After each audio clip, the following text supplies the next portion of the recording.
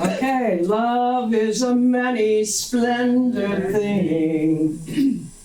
And, you know, when I was asked if I would speak on this topic of love, this little voice in my head said Ram Dass. And I didn't even know who Ram Dass was, and then I remembered my daughter had studied Ram Dass.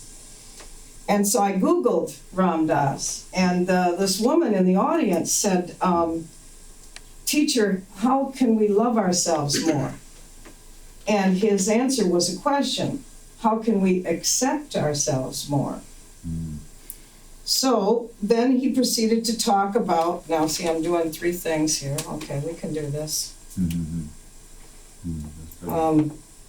You've all seen the sign. The buck stops here, you know, that I guess it was on Roosevelt's desk. Well, love starts here with you and with us. So,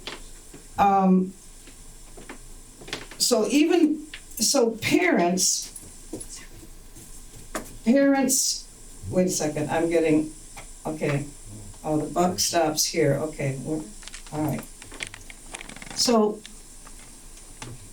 now I can't read this. Oh, you need some lights. There you go. Okay, thank you, okay. So, this is kind of interesting, I think. So, about how we accept ourselves, he proceeded then Ram Dass talking about loving parents whose job it is to socialize the child without intending to. They start being like, there's an idea of reward and punishment. Whoops, wrong one. Whoops. Okay, so before rational thought or even verbalization, the infant begins to feel like there's something wrong here. This isn't okay. So when we talk about loving ourselves, our baseline, wait a second. I went too far, I think. Oh yeah, something's wrong here, okay. And then the baseline is not zero. As an infant, you know, we're talking about loving ourselves, the baseline is a -0. So Ram Dass says, if we could just go to a place where go behind love or fear and find a place where we just allow our humanity. His idea is to go to a place where we accept others and our own human foibles and to just accept our humanity. But because of this socializing phenomena, what happens is we often end up with a personality that is looking out to the world. Do you approve of me? Am I good enough? Right. Am I acceptable? Have I achieved enough? So what if we as humans could look at each other as if we were trees in a forest? When you go out into the woods or into a forest, you don't judge and assess each tree, unless, of course, you're looking for a Christmas tree. But you probably don't compare one to another unless you're... So when it comes to people, we as humans, we start comparing and judging and assessing. It's just like what we do. Wouldn't it be great if we could just accept and appreciate ourselves and others and be authentic like trees? He said that he himself realized that he was playing a role or pretending, that he thought he was always supposed to be cool, like everything's fine. He's a spiritual teacher. And then he started realizing that he was behaving in a devious or disingenuous way. He was not being authentic. So then he said, what if we offer each other our humanity instead of denying our humanity? What if we just embrace it and not wallow in it, but allow it? When we go out into the woods, we go out and enjoy the diversity in the forest, right? So here, right now, I want to stop a minute, the acceptance talk, and talk about a special tree story, a special beautiful tree I love, which is this one. Ooh, cool. And it's the only tree in my backyard. And when I moved in, there were 4 railroad ties around the bottom, and I suppose when the tree was a young thing, it was nice to plant flowers under it, around it. But the guy that is my handyman said to me, I think it could be girdling the tree, the roots. And I went, what? And then I thought, well, girdling means cutting off the circulation. So I paid him money to get rid of all those 4 railroad ties, and it's so exciting to see the roots. That's what a maple tree wants, is to be up there with those roots on the ground, you see? And so I think that my tree is incredibly happy now. Whoops, where are we? Oh, we must have missed a picture here. Anyway, there it is, this tree, this picture. Oh, there we go. So trees, this is my beloved maple tree. I call her Maggie Maple. Anyway, when he did that, I could see that the roots were being cut off and the circulation was being cut off. And so this tree right now is very, very happy. I can feel it. And so anyway, the other thing I thought about trees is they support each other. And actually, they're holding each other's roots. They don't care whose property line they're under, And so I thought, well, so they feel each other's pain, and they also feel each other's joy. So I'm thinking, I wonder what it'll be like next year, how the other trees in the other neighbors' yards are going to feel. It's because mine has more freedom. So now let's go back to the word acceptance. I used to ride horses 8 hours a day, and I thought of the horses. And what do we do with a wild horse? We want to break it. And so we get it. Well, I actually watched a guy put a horse on the ground, and I thought it was really cruel. But the horse began to accept who is the master. So acceptance is a sign of spiritual maturity. And by the way, Rose, there's 12 of these things here, and you had 12.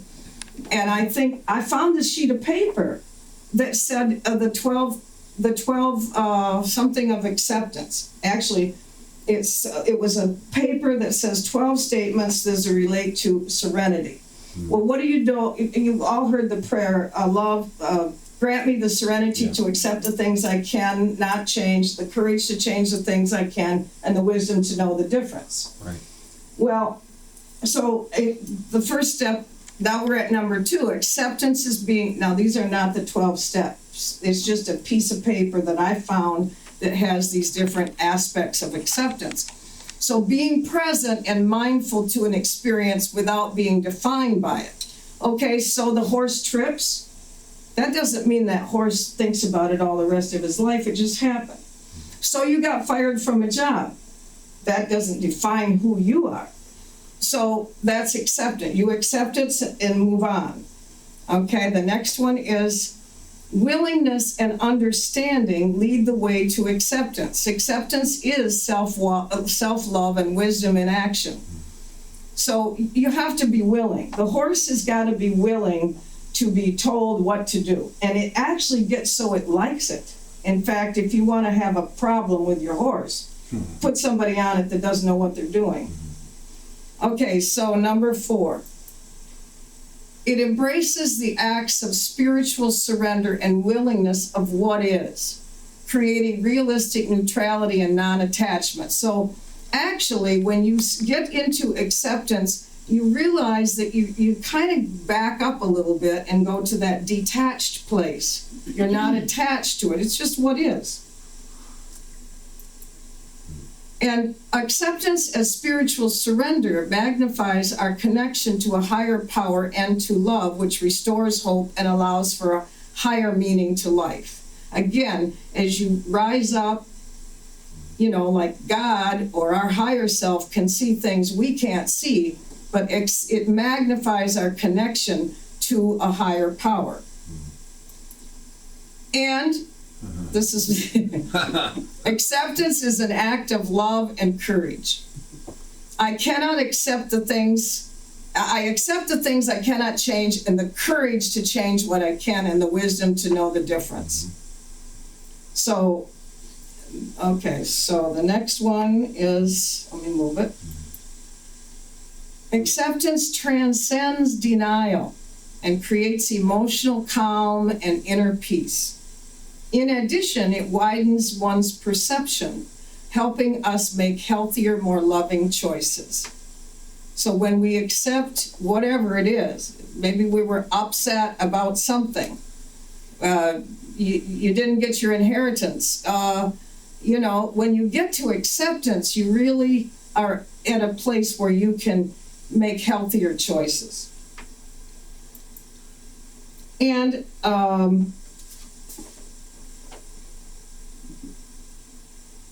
what we accept, we conquer. What we resist will persist, and that is really true. So when you accept it, you've really conquered it. Acceptance is a forward-moving energy. Can you feel it? It allows the opportunity to rise, detach enough above the struggle to promote positive problem solving.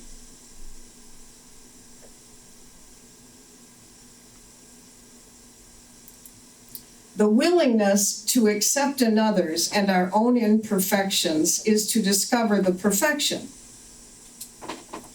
I was thinking about horses all the time I was writing this, and but I just think the horse has to be willing to have the rider on his back and take direction from whoever's on his back.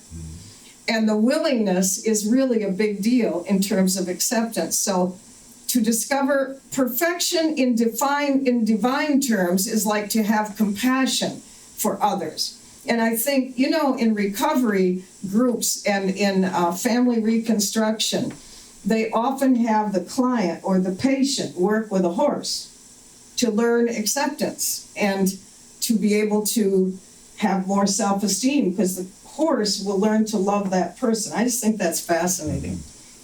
Okay. Number 11, higher understanding of our situation fosters acceptance, which leads to compassion, which allows for forgiveness. And acceptance begins to transform fear, uncertainty, and bondage to love, joy, and freedom.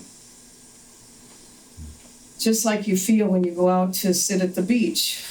You don't, you kind of just, all that stuff just goes away and you accept where you are and who you are, right? It's easier at the beach. Okay. Now, I just threw this in here about the 5 love languages, just because it's a great book, and just a reminder that there are different ways to show love. We've all heard this probably before, but there are some people that show love by acts of service. And some that, some can't give you a hug, or that's affection. Or some just spending time together, that's a sign of love. Okay, so back to socialization and trees. We are entering the age of Aquarius, I guess we're here now, and we are moving from I to we. In spite of Friday night football, and even inside of it, we have team. There is community. We are becoming more connected, just like those trees.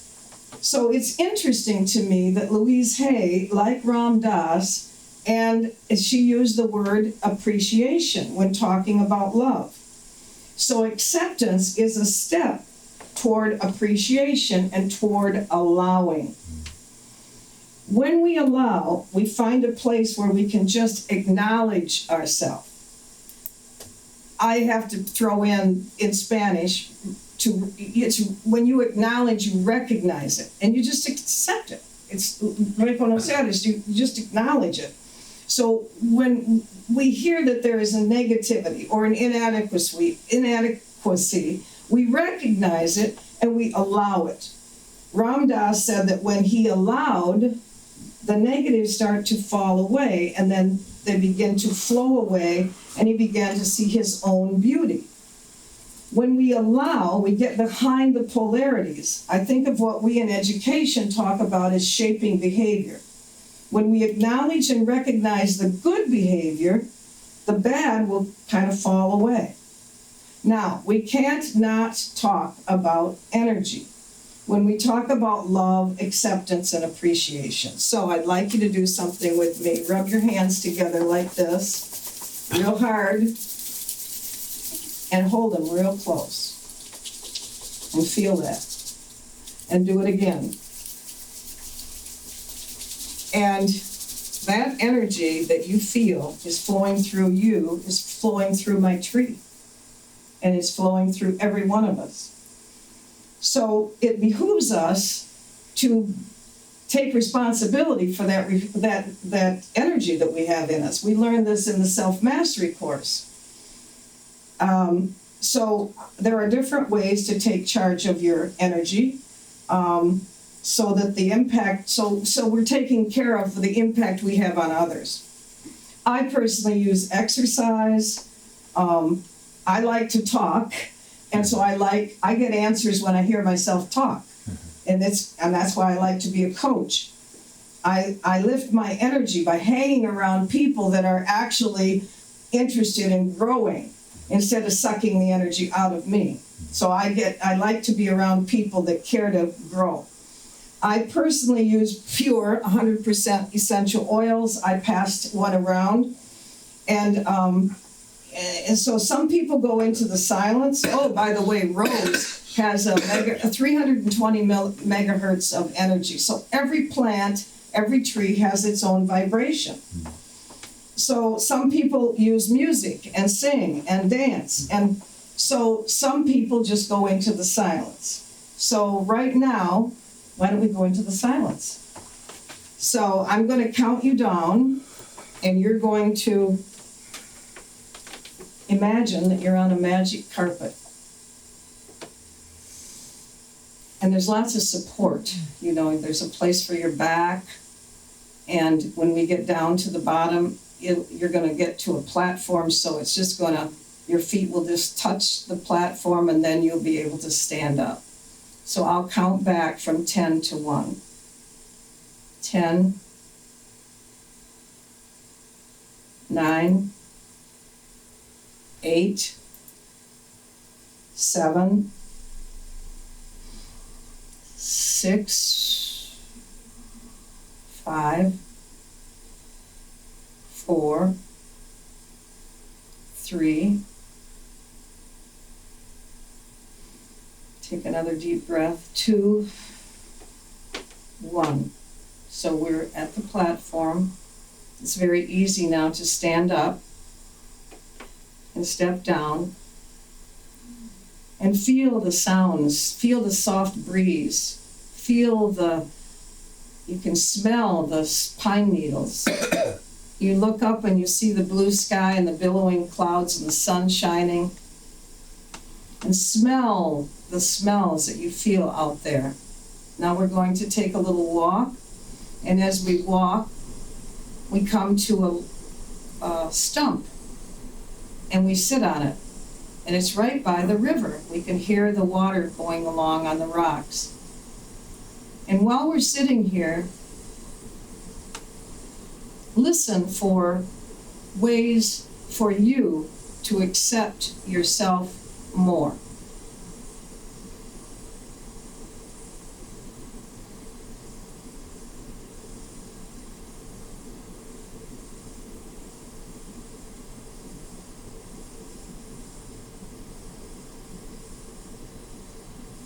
And as you get some words, we're going to just bring them back up. Now I'm going to count you back up from,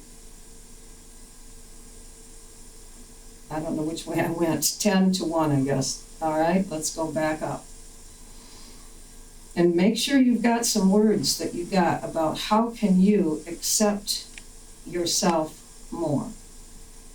10, 9, 8, 7, 6, 5, 4, 3, 2. Now when you get to the 1, 2, 1, gently open your eyes when you're ready and give somebody next to you a big smile, because that is acceptance, and you're going to improve the energy of everybody in the room. And remember that energy is contagious. So whatever, you have a responsibility, you are at cause in the matter of the energy anywhere.